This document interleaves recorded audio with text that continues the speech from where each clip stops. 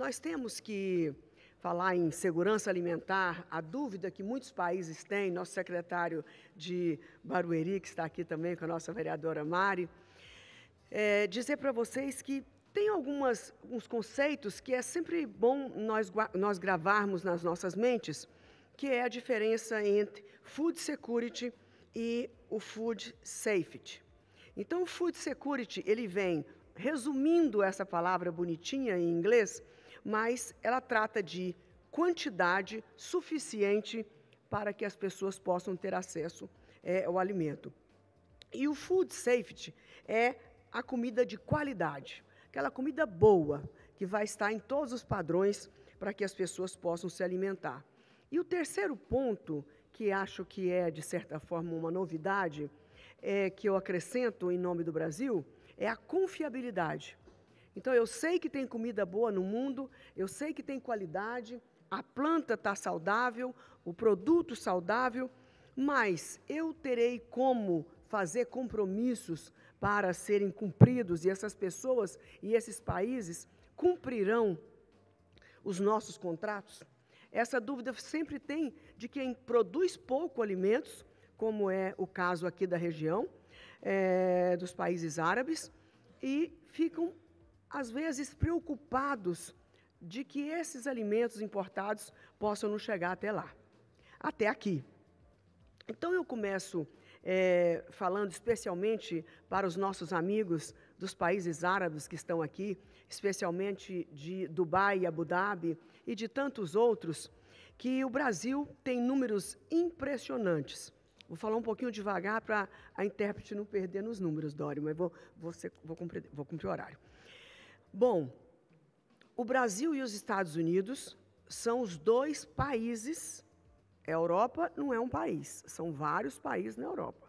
Em termos de país, o Brasil e os Estados Unidos são os maiores exportadores de alimentos do mundo. Nós exportamos volumes impressionantes. O Brasil com os Estados Unidos tem uma diferença apenas de 7%, os Estados Unidos na nossa frente. Mas a China não é a que mais produz no mundo? Sim, mas ela tem muito mais habitantes e, portanto, a sua alimentação produzida lá, que é campeã do mundo, é consumida totalmente naquele país. Então, ele passa a ser, na verdade, a China, o quarto exportador de alimentos do mundo. E Brasil e Estados Unidos em primeiro lugar. Bom, diante disso, os nossos alimentos, eles irão para onde? Para onde eles vão, os nossos alimentos? Resumidamente, nós temos 3 lugares principais, 3 destinos principais de toda a nossa exportação. Nós representamos em torno de 7% a 8% das exportações de agronegócio no mundo inteiro. Se pegar todas as exportações do Brasil, incluindo o agro, nós representamos 2,5%. Mas quando tira só o agronegócio, nós representamos 7% a 8% de tudo que se comercializa no planeta Terra. Só que há uma concentração também das nossas vendas, Roberto. 56% do que nós vendemos vai para a China, 29% para a Europa, 24% para os Estados Unidos. São os 3 maiores destinos das nossas exportações. Agora, vamos falar daqui de onde nós estamos, que somos tão bem recebidos, amavelmente, e agradeço muito todas as vezes que venho aqui aos países árabes, nós temos um tratamento bastante caloroso. O Oriente Médio, desse volume de 166 bilhões, governador Dória, o Brasil só consegue vender para eles 4,6 bilhões de dólares. Enquanto que para o Egito, 4 bilhões de dólares. O Egito tem menos da metade da população desses países do Oriente Médio. Então, isso eu estou apenas desafiando vocês de que vocês possuem um PIB muito mais elevado do que os egípcios, 54% de PIB per capita, enquanto eles têm 3.200, mas estão comprando, com a população a metade do Oriente Médio, comprando praticamente muito mais do que vocês compram. Isso não é nenhuma acusação, não é nenhuma reclamação. É só para que vocês abram os olhos do quanto ainda pode vir do Brasil para aqui, para esses países. E o quanto vocês também poderiam ser grandes distribuidores desses alimentos com os portos que vocês possuem. Quantos alimentos vocês poderiam trazer, até processar, reprocessar e mandar para outros países aqui no entorno do Oriente Médio.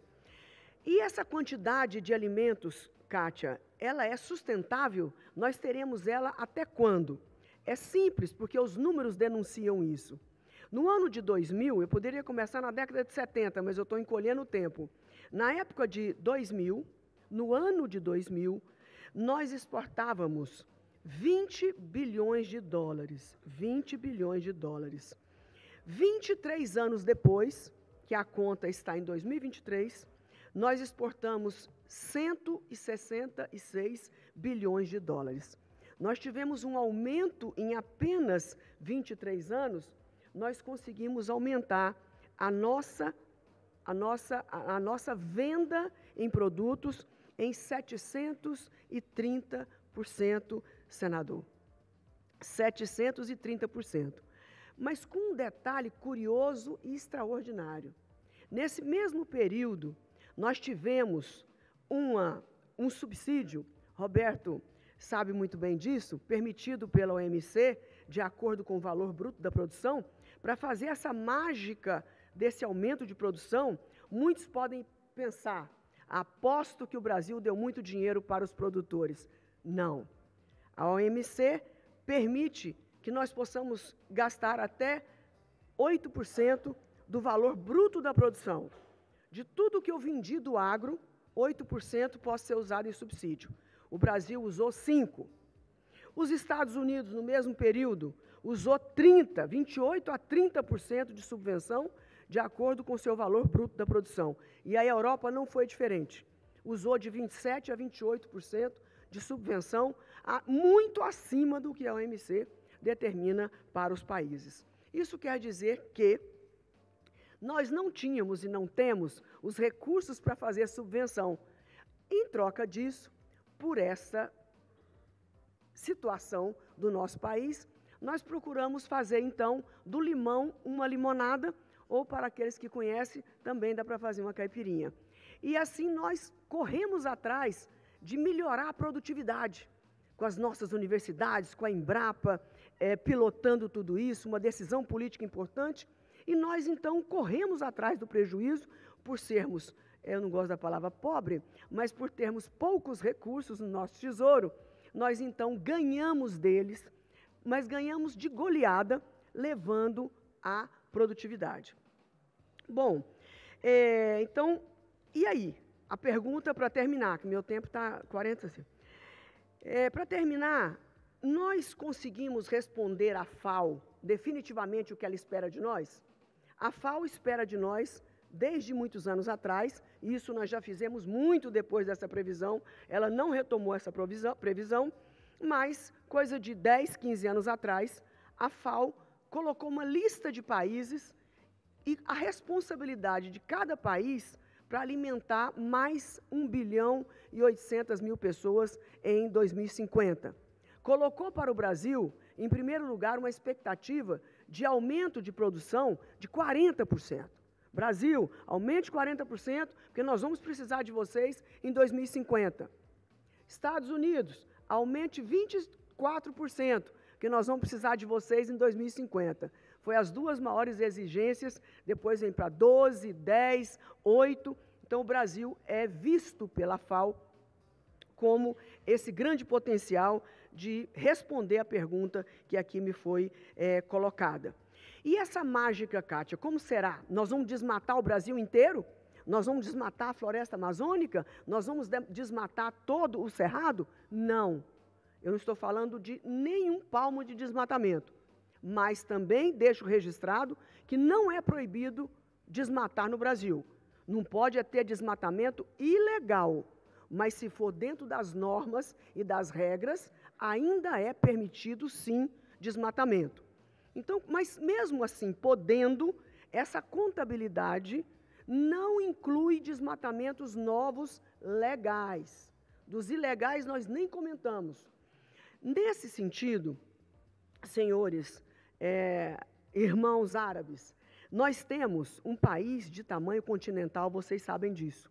Nós desenvolvemos uma pecuária bovina muito forte, somos o maior produtor e o maior exportador de carne bovinas do mundo, assim como também das aves, dos frangos. Só que essas terras foram feitas com muita dificuldade, sem tecnologia. Então, hoje nós estamos fazendo no Brasil, eu inclusive na minha fazenda, eu sou proprietária rural, na minha fazenda eu transferi tudo de pecuária para a agricultura, justamente para melhorar a performance das terras das minhas fazendas e dos meus filhos. Então, hoje, nós estamos com uma produtividade altíssima na nossa fazenda, que não ocorria há 10 anos atrás. E, assim, muitos produtores no Brasil estão trocando pecuária por agricultura, e isso que vai acontecer é que a pecuária não vai diminuir, ao contrário, a pecuária está aumentando de tamanho, mas usando menos terras, porque elas estão mais férteis e deixando mais terras para os grãos. Então, fechando a conta... Eu lhe agradeço. Eu já falei. Obrigado. Que vou. Conclusão. É porque são muitos números, se falar muito depressa. Então, hoje, a FAO, se nós pegarmos, segundo a Embrapa, mais ou menos...